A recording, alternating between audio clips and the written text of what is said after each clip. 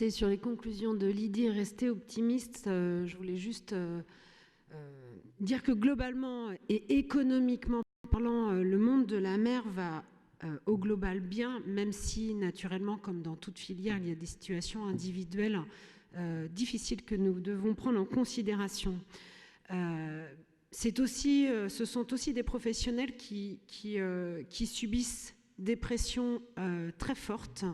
On parle beaucoup d'agri-bashing, mais on pourrait aussi parler de la même manière de pêche-bashing.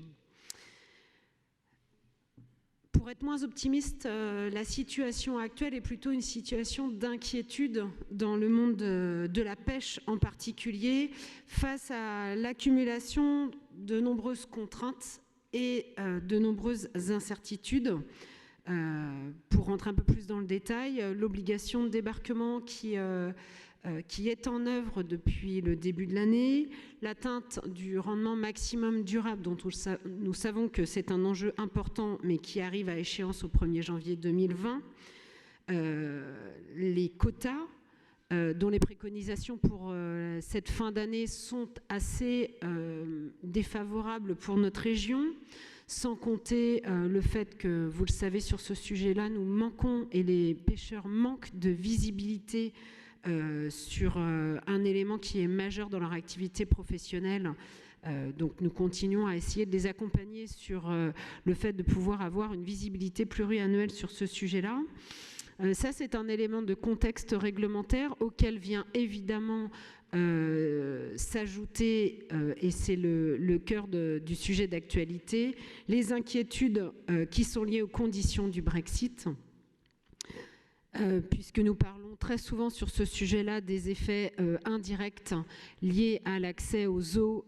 britanniques, mais nos pêcheurs ligériens sont particulièrement inquiets des effets indirects qu'il ne faut pas nier, et c'est le message que nous essayons de porter au maximum, effets indirects liés au report de pêche, mais liés aussi au système d'échange de quotas. Donc ces effets indirects inquiètent à la fois dans le registre économique, mais aussi au regard des tensions sociales qu'il pourrait engendrer. Donc ces dernières semaines, pour ne pas dire ces derniers mois, nous avons été actifs aux côtés de nos professionnels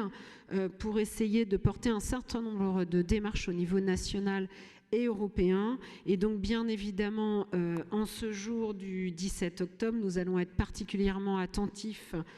aux détails de l'accord qui a l'air d'être conclu. Et puis aussi, ne nous réjouissons pas trop vite, malheureusement, nous allons aussi être attentifs à la validation, que ce soit au niveau du Parlement britannique ou au niveau de l'Union européenne, de cet accord. Nous ne sommes pas encore, à mon avis, au dernier épisode de ce très long feuilleton et très inquiétant feuilleton du Brexit. Pour terminer, comme je l'ai commencé, je vais quand même dire que tous ces sujets d'actualité qui occupent une partie de nos activités ne nous empêchent pas de nous projeter sur des travaux de fond et des travaux plus prospectifs autour d'un certain nombre d'engagements que nous avions repris dans l'ambition maritime de la région,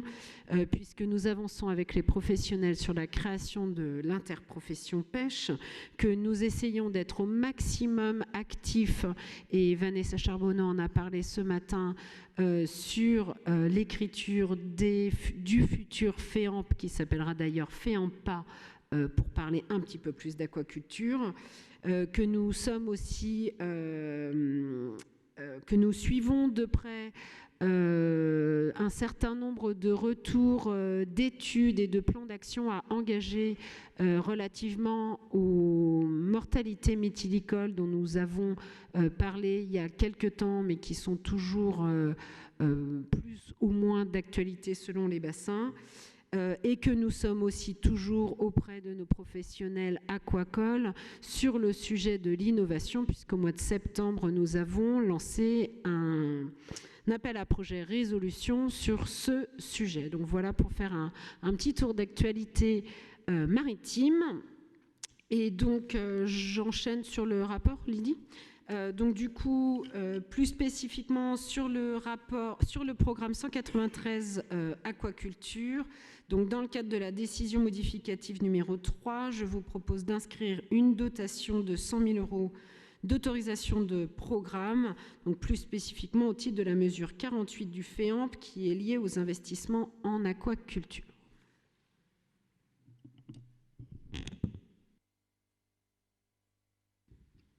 Merci.